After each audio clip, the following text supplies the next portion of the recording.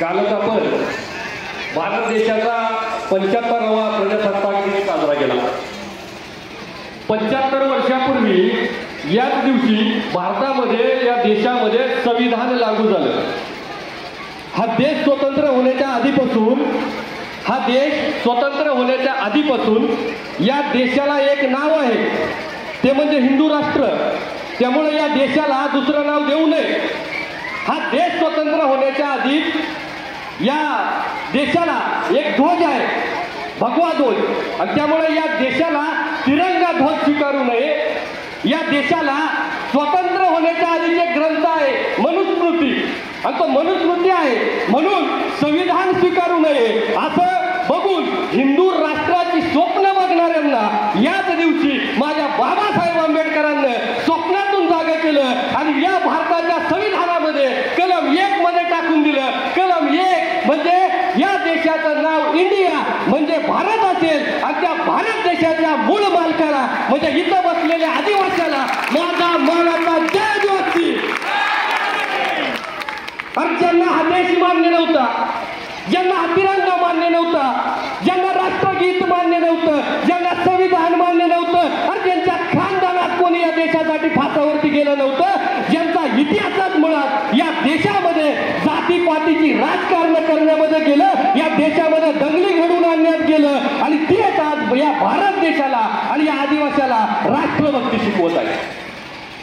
आणि या लोकांच्या नादाला लागून आपल्या पोटाची टीचवर खडगी भरण्यासाठी याच लोकांच्या ठिकाणी जाऊन त्यांच्या वळचणीला जाऊन स्वतः लाचारी करीतच आहेत, परंतु माझ्या आदिवासी समाजाला सुद्धा हे आदिवासी समाजसेवक म्हणून घेणारे स्वतःही लाचार होत आहेत। आदिवासी संस्कृतीचे असे एक थोर अभ्यासक, नुकताच त्यांचा व्हिडिओ सगळीकडे व्हायरल झाला होता, असे या आदिवासी संस्कृतीचे एक अभ्यासक ते म्हणाले की या डोक्याला पागोटा बांधणे ही काय आदिवासींची चालीरीत नाही, ही काय आदिवासींची संस्कृती नाही। आदिवासींमध्ये म्हणे फक्त सुटकाच्या टायमाला डोक्याला पागोटा गुंडाळतात, असा जावई शोध नुकत्याच एका थोर आदिवासी विचारवंताने लावलेला आहे। परंतु त्यांना मी या माध्यमातून सांगू इच्छितो की अभ्यासपूर्वक बोलावं, आणि त्यासाठी तुम्ही ज्याने माणसानं या देशामध्ये आदिवासींचा ग्रंथ लिहिला तो म्हणजे आदरणीय गोविंद गारे साहेब। या गोविंद गारे साहेबांच्या सह्याद्रीतील महादेव कोळी नावाच्या पुस्तकाच्या पान नंबर 187 वरचा वरतून दुसरा पॅरेग्राफ ओळ 3, 4 आणि 5 नंबरची त्या ओळीमध्ये गोविंद गारे साहेब लिहितात की आदिवासींचा महादेव कोळ्यांचा पोशाख काय असतो।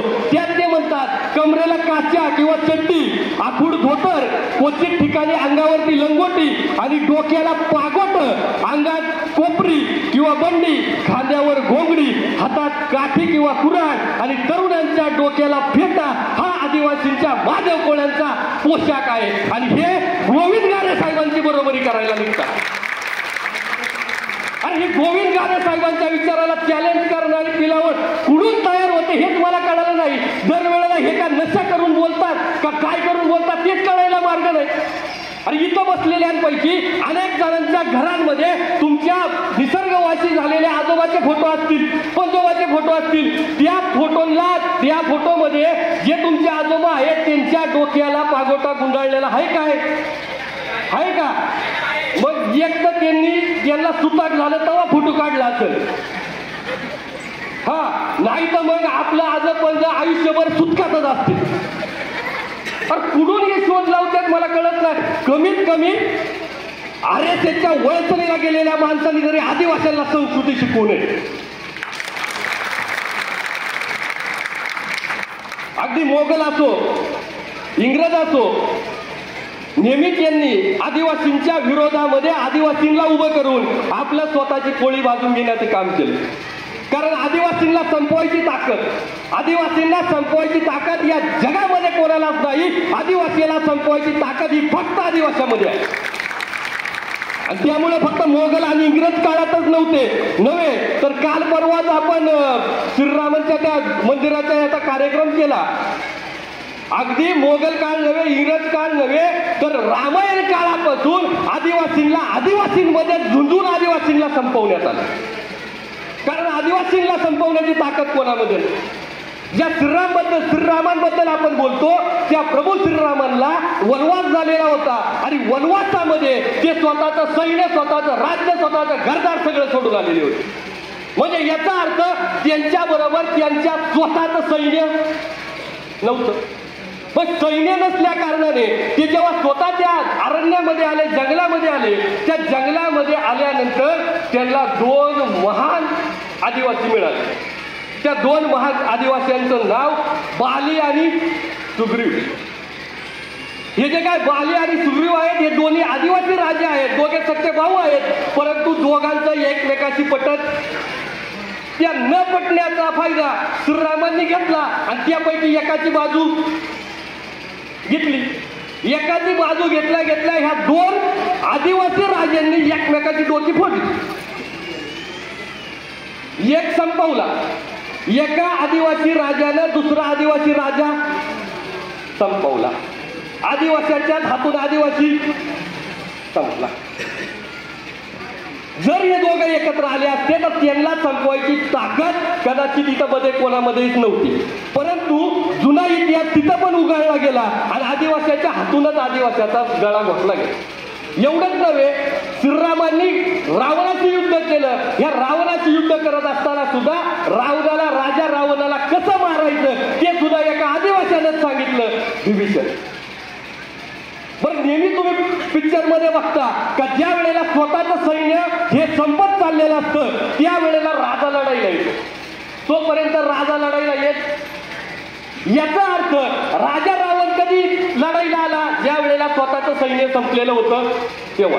राजा रावणाचं सैन्य आदिवासींचं आणि प्लस त्याच्या विरोधी लढणाऱ्या श्रीराम प्रभू बरोबर असणारं सैन्य आदिवासींना. हा आदिवासींचा इतिहास. प्रत्येक वेळी आदिवासीच्या विरोधात उभं करायचं आणि त्या आदिवासीला संपवायचं, हीच आदिवासींबरोबर अनेक वर्षापासून आज सुद्धा सुरू असणारी नीती आहे. आणि म्हणूनच असहकाराचे जनक धरती आबा भगवान बिरसा मुंडा, बंडकरी राया ठाकर, बंडकरी नागा कातकरी या सर्वांच्या चरणाशी मी सर्वप्रथम नतमस्तक होतो. आणि हे तुम्हाला ठणकावून सांगतो की आद्य क्रांतिकारक राघोजी भांगरे यांच्या नंतर पहिल्यांदा उभ्या सह्याद्रीत, मग या सह्याद्रीत असताना ठाकर असो, कातकरी असो, महादेवकडे असो, या सगळ्यांना आदिवासी नावाच्या एकाच छत्राखाली आणण्याचं काम इथं बिरसा ब्रिगेड करत आहे. आजपर्यंत या सह्याद्रीमध्ये असणाऱ्या कातकरी, ठाकर आणि महादेवपडाला एकत्र आणण्यासाठी एकाही संघटनेने काम केलेलं नाही आणि त्याच कामाचा पुढचा भाग आज पुनर्वसनच्या गावांमध्ये घेत आहोत. आजपर्यंत 1980-90 सालात माझी पुनर्वसनाची गावं 8 ठिकाणाला तोंड करून उभी राहिली. त्या 8 पुनर्वसनांच्या गावांची एकत्रित वज्रमुठ बांधण्यासाठी आजचा कार्यक्रम आपण आयोजित केलेला आहे. आज या एवढ्या चांगल्या कार्यक्रमाचं आयोजन करणारे निरगुडसर येथील सर्व कार्यकर्ते, या निरगुडसर येथील सर्व ग्रामस्थ ज्यांनी या कार्यक्रमासाठी आर्थिक मदत केली, ज्यांनी प्रत्येक गावामध्ये जाऊन मिटिंगा घेतल्या, त्या सर्व मान्यवरांना, त्याचबरोबर माझ्या समोर बसलेल्या राघोजींच्या लेकरांना आणि या विचार मंचावरील सर्व पाहुण्यांना, या सर्वांना आणि ज्यांनी आमच्यामध्ये इथं उभं राहण्याची, इथं बोलण्याची ताकद निर्माण केली, त्या आदिवासी विचार मंचाच्या प्रत्येक कार्यकर्त्याला माझा मानाचा जय आदिवासी. आता जो काही कार्यक्रम चालू झाला त्यामध्ये ढोल लेझिम पथक असेल, फुगडी नाच असेल आणि त्याचबरोबर भिवाडे गावचं लेझिम पथक असेल, सर्वांनी खूप खूप चांगलं काम केलं. आज तुम्ही सर्वजण जे करत आहात ती समाजसेवा आहे आणि तुमची समाजसेवा कायम माझा आदिवासी समाज स्मरणामध्ये ठेवेल, तो विसरणार नाही. कारण इथं फक्त पैसे घेऊन नाचायला इथं करायला कोणी येत नाही. ही मनापासून आणि जीवापासून आदिवासी संस्कृती टिकण्यासाठी चाललेली मेहनत आहे. हे सगळं करत असताना नुकतेच काही मुलांचेही या ठिकाणी डान्स झाले. सर्व डान्स अप्रतिम होते. मात्र नुकताच चिनवलीतील जी काही जिल्हा परिषद शाळा आहे या शाळेचा नुकताच केंद्रस्तरीय स्पर्धेमध्ये तालुकास्तरीय स्पर्धेमध्ये 3रा क्रमांक आला. एकदम उत्कृष्ट डान्स. या डान्सच्या मागे त्या डान्स बसवणाऱ्या सर्व शिक्षकांची प्रचंड मेहनत आहे. बिरसा ब्रिगेडच्या नावानं त्या सर्व शिक्षकांना आणि त्या सर्व माझ्या लहान लेकरांना बिरसा ब्रिगेडच्या वतीनं शब्द देतो का दरवर्षी जुन्नर या ठिकाणी जो काही महादेव कोळी चौथऱ्याच्या अभिवादन दिनाचा कार्यक्रम होतो त्या कार्यक्रमामध्ये या गाण्याला तिथं डान्सची आम्ही त्या ठिकाणी 100% चान्स देणार आहोत.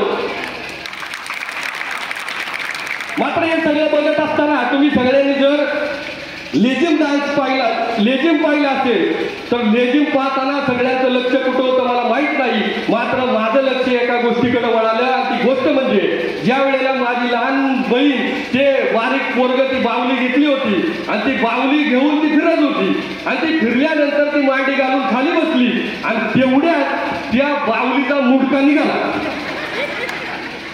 त्या बावलीचा मुंडका निघाला पण तिला जागेवर त्या पिळला. कोणाला कळू दिला नाही. त्यामुळे कोणाचा मुंडका कधी पिळायचा त्या आदिवासीला बरोबर माहित आहे.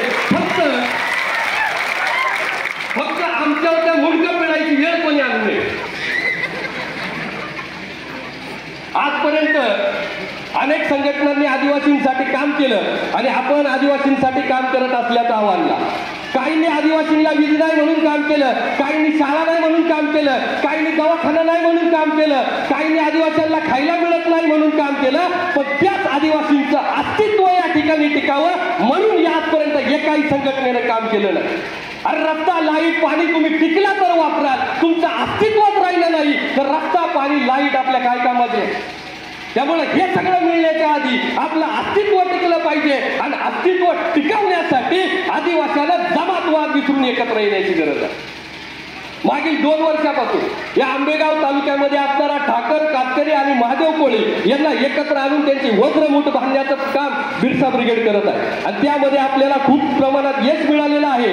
जे प्रश्न हा देश स्वतंत्र झाल्यानंतर 75 वर्षामध्ये सुटले नाही ते प्रश्न मागच्या 6 महिन्यापासून सुटत आहे. चिंचेच्या वाडी या ठिकाणी माझे ठाकर बांधव राहतात. आले चिंचेच्या वाडीचे कोण ठाकर बांधव राहतात. 2007 पासून माझ्या चिंचेच्या ठाकरवाडीच्या लोकांचा रस्ता अडवलेला आहे.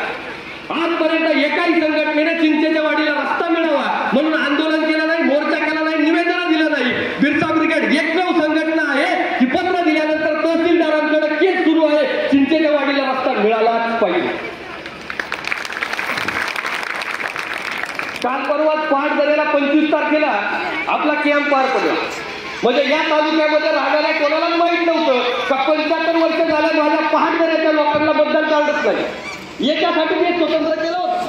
ते स्वतंत्र करण्यामागं पहिलं कारण होतं प्रत्येकाला मतदानाचा अधिकार मिळाला पाहिजे. मग 75 वर्षाने माझ्या पहाटदऱ्याच्या लोकांना मतदानाचा अधिकार मिळत नसेल तर या स्वतंत्र भारतात आदिवासींना काय उपयोग आहे.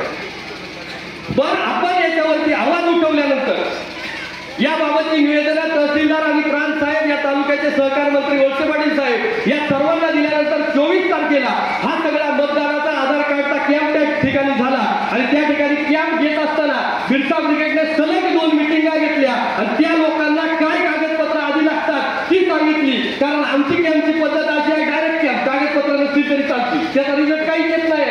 त्यासाठी बिरसा ब्रिगेडने सलग 2 मिटिंग घेऊन माझ्या ठाकर बांधवांना त्या गोष्टीसाठी लागणारी कागदपत्र उपलब्ध करून देण्यासाठी काम केलं आणि पहिल्यांदा हा कॅम्प यशस्वी झाला. साहेब त्या लोकांना एकाच कॅम्पमध्ये तालुक्यातली एकमेव घटना असेल का ठाकर लोकांना एवढी कागदपत्र एका वेळेला मिळली. 45 लोकांना उत्पन्नाचा दाखला, 35 लोकांना जातीचा दाखला, 10 लोकांना जॉब कार्ड, 16 लोकांना जन्ममृत्यूचे दाखले, 5 लोकांना संजय गांधी निराधार योजनेचा लाभ, 55 लोकांना मतदान कार्ड, 6 लोकांना रेशनिंग कार्ड, अशी एकूण 201 लोकांना त्याचा लाभ झाला. आणि हा कॅम्प यशस्वी करण्यामागे त्या पहाटदरा गावचे बिरसा ब्रिगेडचे खंदे कार्यकर्ते निलेश भालेराव पुढे निलेश पाटील पुढे आहेत. निलेश भालेराव पाटील पुढे आहेत. निलेश भालेराव पाटलांनी प्रचंड कष्ट घेतलेले आहेत. त्यांच्यासाठी टाळ्या वाजवा एकदा. जून 2024 पर्यंत जर फुलावडे आणि पिंपळगाव येथे राहणाऱ्या माझ्या कातकरी बांधवांना निवारा मिळाला नाही तर त्यांना घेऊन आम्ही तहसीलदार कार्यालयामध्ये झोपणार असा शब्द असं निवेदन बिरसा ब्रिगेडने दिलेलं होतं. आणि त्याच ठिकाणी माझ्या कातकरी बांधव जे धरण झाल्यापासून धरणाकाठी फुलवडेला राहत आहेत आणि काही लोक पिंपळगावमध्ये स्मशानभूमीत आणि स्मशानभूमी बाहेर राहत होती, त्या लोकांना हक्काचा निवारा मिळण्यासाठी पहिल्यांदा बिरसा ब्रिगेडने काम केलं असेल. आजपर्यंत एकाही संघटनेला, एकाही पक्षाला किंवा एकाही लोकप्रतिनिधीला माझे कातकरी बांधव उघड्यावरती राहतात हे दिसलं नाही. पण त्यांच्याच बाबतीमध्ये बिरसा ब्रिगेड ठामपणे उभी राहिली आणि नुकतीच 25 तारखेला प्रांत साहेब, तहसीलदार साहेब, तालुक्यातील प्रकल्प अधिकारी सर्वांच्या अध्यक्षतेखाली एक मिटिंग पार पडली आणि त्या मिटिंगमध्ये या सगळा गोषवारा निघाला. त्याचा उपयोग हा झाला का पिंपळगाव या ठिकाणी सरपंच साहेब बसल्या तिथे पिंपळगाव या ठिकाणी मुसलमान समाजाने त्या 10 कुटुंबासाठी फुकट जागा देऊन टाकली. आज या माध्यमातून मी आदरणीय सरपंच ताईंचे, पिंपळगावच्या सर्व ग्रामस्थांचे, ती जागा देणाऱ्या माझ्या मुसलमान समाजाचे सर्वांचे आभार मानतो. कारण काही दिवसापूर्वी जुन्नर या ठिकाणी महादेव कोळी चौथरा कार्यक्रम पार पडला, आदिवासी चौथऱ्याचा कार्यक्रम पार पडला आणि या कार्यक्रमामध्ये सय्यद नोमानी नावाचे वक्फ बोर्डाचे अध्यक्ष आहेत, यांना आपण त्या कार्यक्रमासाठी आमंत्रित केलं होतं. कारण बिरसा ब्रिगेड ही जातीयवादी संघटना नाही, बाबासाहेबांच्या धर्मनिरपेक्षतेचा आदर करणारी संघटना आहे आणि म्हणून आम्ही त्यांना स्टेजवरती बोलवलं होतं. परंतु ज्यांनी जन्माला आल्यापासून फक्त जातीपातीची राजकारण केली, धर्मामध्ये भांडणं लावली, धर्मामध्ये वाद निर्माण केला, ती लोक म्हणायची का त्याच कार्यक्रमामध्ये मुस्लिम समाजाला तुम्ही सॅल्यूट केला. त्या सॅल्यूटचं फळ आम्हाला काल मिळालं. माझ्या कातकरी बांधवांना तुम्ही का जागा दिली नाही? पण त्या माझ्या मुसलमान समाजाने औदार्य दाखवलं. आम्ही कायम त्या मुसलमान समाजाचे ऋणी राहू.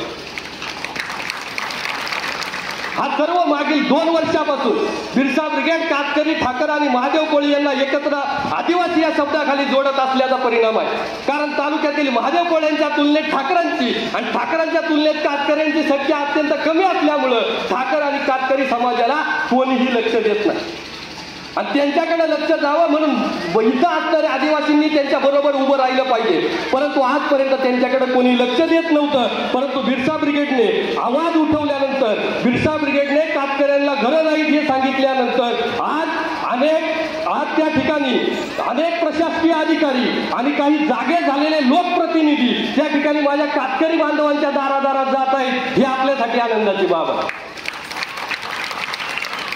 आणि हा परिणाम दिसत आहे, तो आपल्यालाही दिसत आहे हा परिणाम. आणि हाच परिणाम बांधण्यासाठी आपण सर्वांनी आपल्याला जमातभेद विसरून आदिवासी या शब्दाची वज्रमूठ बांधली पाहिजे आणि तीच वज्रमूठ आपल्याला पुनर्वसनच्या 8 गावांची एकत्र बांधणी करून करावी लागणार आहे.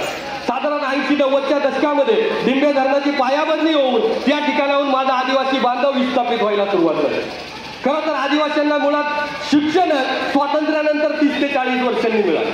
कारण मी जांभोरीमध्ये पण सांगितलं, देश स्वतंत्र झाला 1947ला आणि 30-40 वर्ष या देशाला आदिवासींपेक्षा महत्वाची कामं करायची होती. त्यांना चंद्रावर जायचं होतं, रस्ता बांधायचा होता, आदिवासींच्या जमिनी फॉरेस्टच्या नावाखाली ताब्यात घ्यायच्या होत्या, आदिवासींच्या जमिनीवरती रस्ते बांधायचे होते, आदिवासींच्या जमिनीवरती विमानतळं बांधायची होती, आदिवासींच्या जमिनीवरती MIDC बांधायची होती, आदिवासींच्या जमिनीवरती रस्ते बांधायचे होते आणि शिकलेला आदिवासी याला विरोध केल्याशिवाय मागे थांबला नसता. म्हणून हे सगळं ताब्यात घेतल्यावर 1980ला आम्हाला आश्रमशाळा दिली आणि मग माझा आदिवासी शिकायला लागला आणि त्याच काळात या सह्याद्रीतली 90% धरणं बांधून घेतली असला. कारण शिकलेला आदिवासी याला विरोध केला असता आणि त्यामुळं त्यावेळेला आदिवासी समाज जागा नसल्याला त्याला विरोध झाला नाही. स्वातंत्र्याच्या आधी आणि स्वातंत्र्याच्या नंतर सुद्धा आदिवासींनी संविधानिक मार्गाने लढाई कशी लढावी ते आदिवासींना कोणी शिकवलं नाही. आजपर्यंत कोणी शिकवलं नाही. आजपर्यंत आदिवासींच्या अन्यायाविरोधात लढण्याचा एकच मार्ग आहे. मी तरी त्याचा डोका फोडील नाही तर तो तरी मग डोका फोड. या डोका फोडण्यातच आमचं सगळं वेळ गेला. पण उपोषण केलं पाहिजे, त्या ठिकाणी मोर्चा काढला पाहिजे. ह्या मार्गांचा अवलंब करायचं आम्हाला कोणीही शिकवलं नाही. ना कोणत्या संघटनेने शिकवलं, ना कोणत्या लोकप्रतिनिधींनी शिकवलं आणि ना कोणत्या पक्षानं शिकवलं. आणि हे सगळं होत नव्हतं. म्हणून मला आठवतं, इथं बसलेला प्रत्येक माणूस सांगेल का डिंबे धरणाची पायाभरणी झाली त्यावेळेला या भारतातल्या मोजक्या धरणांपैकी डिंबे धरण एक असेल का ज्यासाठी माझ्या आदिवासीने कधी आंदोलन केलं नाही, मोर्चा केला नाही, उपोषण केलं नाही. कारण अरे हे सगळं करायचं असतं हे त्याला कळत नव्हतं. पण त्याला हे सगळं शिकवायची जबाबदारी इथं असणाऱ्या सुशिक्षित वर्गाची होती. परंतु त्यांचाही डोळा त्याच्या जमिनीवरच होता म्हणून त्यालाही आदिवासीला कधी शिकवलं नाही. परंतु हे सगळं होत असताना त्या धरणामध्ये आदिवासींच्या जागा गेल्या. त्या जागा गेल्यामुळं आदिवासींना आज याच्या त्याच्या दारामध्ये उतरण्यासारखं राहण्याची वेळ आली. आणि ही वेळ येत असताना शासनानं इथल्या प्रत्येक माझ्या आदिवासीला काही गोष्टींचा शब्द दिला होता की तुम्हाला अमुक अमुक प्रकारच्या सुविधा देऊ. परंतु आजपर्यंत त्यांनी किती सुविधा दिल्या ते काल तालुक्याच्या एकाही अधिकाऱ्याला सांगता आलं नाही मीटिंगमध्ये.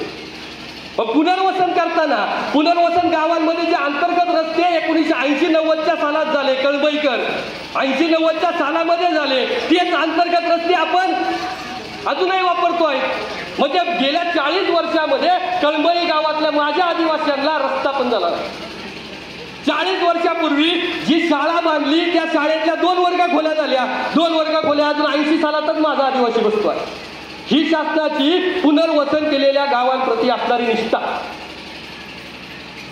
पुनर्वसन करताना गुरे बांधण्यासाठी जागा देऊ असं शासनानं सांगितलं होतं. 40 वर्ष झाली गुरं बांधण्यासाठी जागा नाही म्हणून माझ्या कळंबई गावच्या लोकांना आंदोलन करावं लागतं. ही इथं बसलेल्या सगळ्यांना लाज आणणारी गोष्ट आहे. म्हणजे बघा, डिंबे धरणामुळे एकूण 24 गावं विस्थापित झाली. आणि या 24 गावं विस्थापित फक्त नावाला झाली नाही, तर जो पेसा कायदा आदिवासींचं कवच आहे त्या पेसा कायद्यामधून सुद्धा कायमची मुक्ती. या 24 गावांमध्ये असणाऱ्या 1254 कुटुंबांना 45 गावांमध्ये 1993.58 हेक्टर जमीन त्या ठिकाणी संपादित केलेली होती. किती लोकांना, किती कुटुंबांना? 1254 कुटुंबांना. किती जमीन? 1993.58 हेक्टर जमीन. त्या एकूण लोकांपैकी 80% लोकांना फक्त जमिनी मिळाल्या. त्या लोकांना 1297 हेक्टर जमीन वाटप केली. पण 20% कुटुंबाची जमीन आजही तशीच पडलेली आहे. त्यांच्या वाट्याची 697 हेक्टर जमीन आजही माझ्या लोकांना मिळालेली नाही. ती गावामध्ये तशीच पडून आहे. ती देण्यासाठी या तालुक्यातलं प्रशासन काम करत नाही, संघटना काम करत नाही, कोणताही लोकप्रतिनिधी काम करत नाही. आणि हे का करत नाही हा मला पडलेला प्रश्न आहे. मग ज्या वेळेला ह्या प्रश्नाचं उत्तर सापडायचा आम्ही प्रयत्न केला निकम साहेब, त्यावेळेला आम्ही पुनर्वसनच्या सगळ्या गावांमध्ये मिटिंगा घेतल्या. आणि मिटिंगा घेतल्यानंतर मी माझ्या लोकांना विचारलं की जागा शिल्लक आहे, तर मग हे ती जागा वाटत का नाही? त्यावेळेला लोकांनी सांगितलं, सर आम्ही ज्या वेळेला आमची गावं घरदारं सोडून इकडे आलो त्यावेळेला यांनी चांगल्या चांगल्या जमिनी मागे ठेवल्या आणि माळ रानाच्या उजाड जमिनी आमच्या पोटाला बांधल्या. खरं आहे का? मग आता ज्या जमिनी शिल्लक आहेत त्या अत्यंत चांगल्या प्रतीच्या आहेत आणि त्या धनदांडग्याच्या आहेत. त्यामुळे ती देण्याची कोणाचीच पात्रता नाही. हे ऐकीव आहे, खरं काय खोटं काय माहीत नाही. पण ते जर खरं असेल तर त्या जमिनी घेण्यासाठी आता आम्ही इथून पुढं पत्र देणार नाही. तर त्या जमिनी ताब्यात घेण्यासाठी बिरसा ब्रिगेड ज्या दिवशी 8 गावांची मोठ बांधेल, बिरसा ब्रिगेड ज्या दिवशी 8 गावांची मोठ बांधेल त्या दिवशी पत्र देणार नाही. त्या दिवशी पाटात बसून तुमचं पाणी बंद करू. आणि म्हणूनच पाणी बंद करतो. काही लोक म्हणतात या लोकांकडे कागदपत्र नाही म्हणून त्यांना जमिनी मिळाल्या नाही. आणि त्यांच्याजवळ कागदपत्र नाहीत असं या तालुक्यातले अनेक पुनर्वसनचे अभ्यासक म्हणत आहेत. त्यांच्याजवळ कागदपत्र नाही म्हणून त्यांना आजपर्यंत जमिनी मिळालेल्या नाही. पण अशा पुनर्वसन अभ्यासकांना माझी विनंती आहे का ज्या वेळेला शासनाने माझ्या आदिवासींची जमीन तिथून घेतली त्यावेळेला त्या आदिवासींना शासनाने शब्द दिला होता जमिनीच्या बदल्यात मग जर आता आम्हाला आमची जमीन तुम्हाला देता येत नसेल तर धरणातली आमची जमीन आम्हाला मोकळी करून द्या. तुम्हाला आमची जमीन हिसकावायची अजिबात ताकद नाही.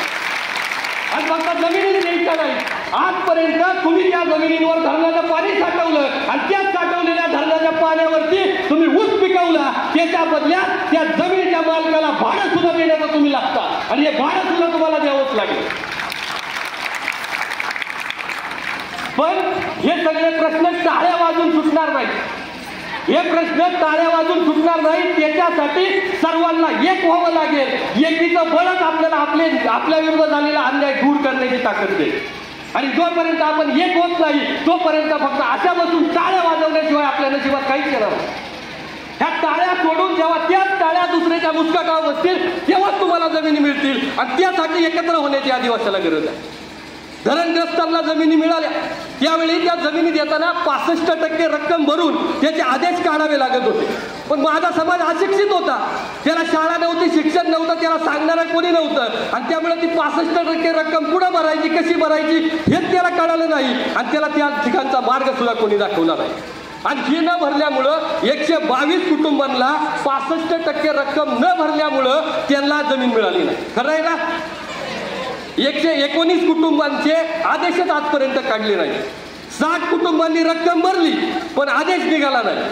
74 कुटुंबांनी प्रस्तावच भरले नाहीत आणि 100च्या आसपास कुटुंब आहेत ज्यांच्याकडे 12/2च्या नोटिसा नाही. आता या सगळ्याला जबाबदार कोण? माझा अशिक्षित अडाणी निरक्षर समाज, इथले पक्ष, इथले पुढारी का इथलं प्रशासन? याचं उत्तर ते देणार नाही, पण आदिवासींनो याचं उत्तर तुम्हाला शोधावं. आणि जोपर्यंत तुम्ही याचं उत्तर शोधत नाही तोपर्यंत हा प्रश्न कधी कायमचा निघणार नाही.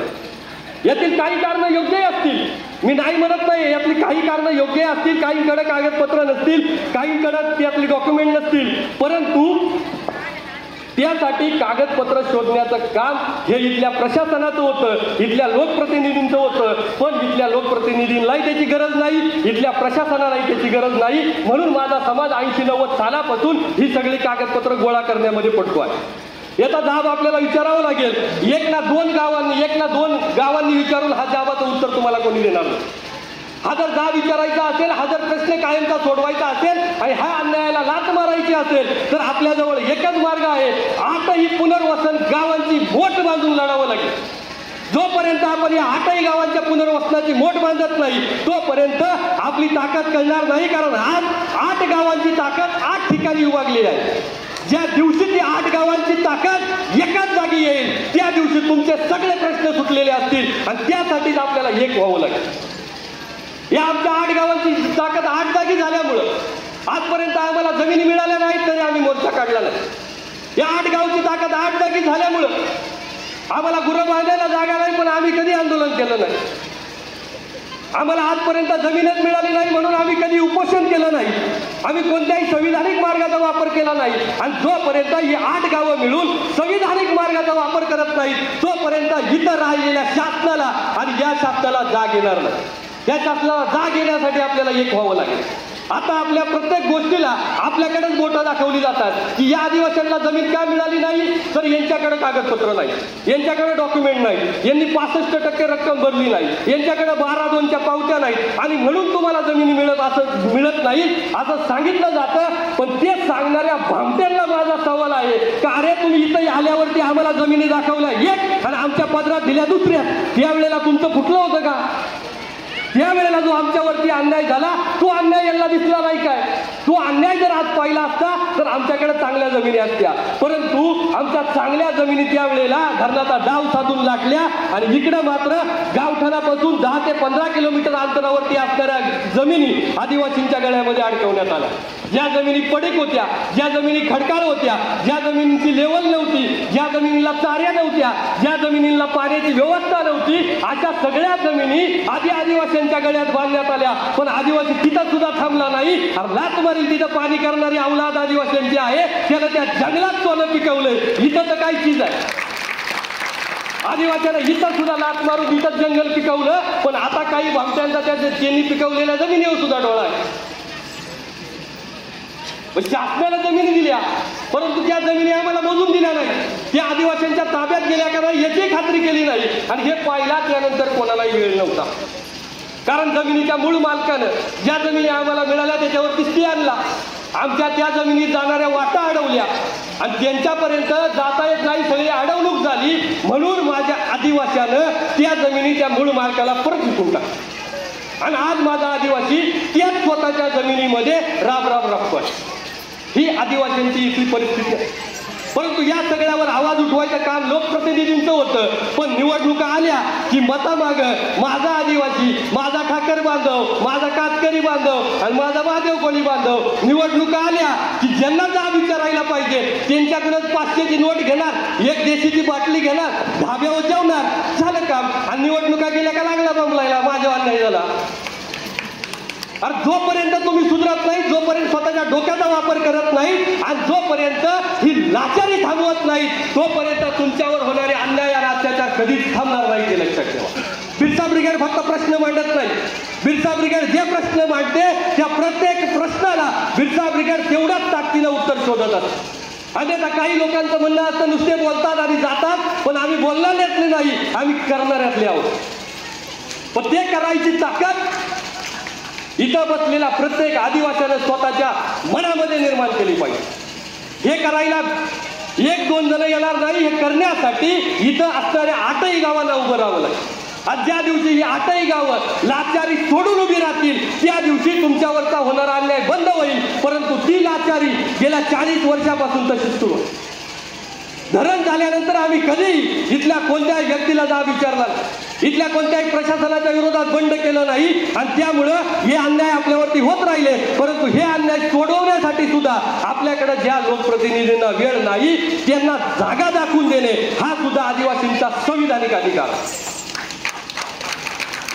त्यामुळे 8 गावची पुनर्वसनची समिती, 8ही गावांची पुनर्वसन समिती बिरसा ब्रिगेडच्या अंतर्गत स्थापन करून आजपर्यंत आपल्यावरती जे काही अन्याय अत्याचार झाले त्या सर्व अन्याय अत्याचाराला एका कागदावरती उमटवून येणाऱ्या खासदारकीच्या निवडणुकीत या 8ही गावांनी या खासदारकीच्या निवडणुकीवर बहिष्कार टाकावा.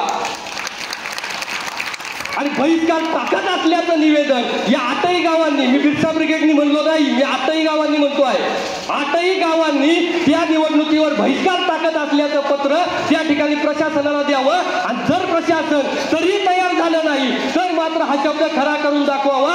अरे तुम्ही एवढे 40 वर्ष तसे राहत आहात, तुमच्याकडे कोणी लक्ष दिलं नाही, पण ज्या दिवशी तुम्ही या येणाऱ्या खासदारकीच्या निवडणुकीवरती बहिष्कार टाकाल त्या दिवशी इथं असणारा प्रांत कलेक्टर सोडा, इथं असणारा राष्ट्रपती, इथं असणारा राज्यपाल आणि इथं असणारा निवडणूक आयोग तुमची दखल घेतल्याशिवाय राहणार.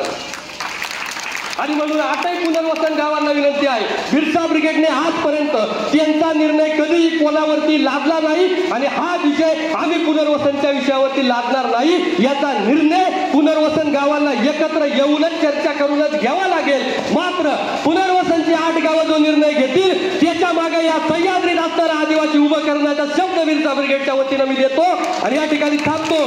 जय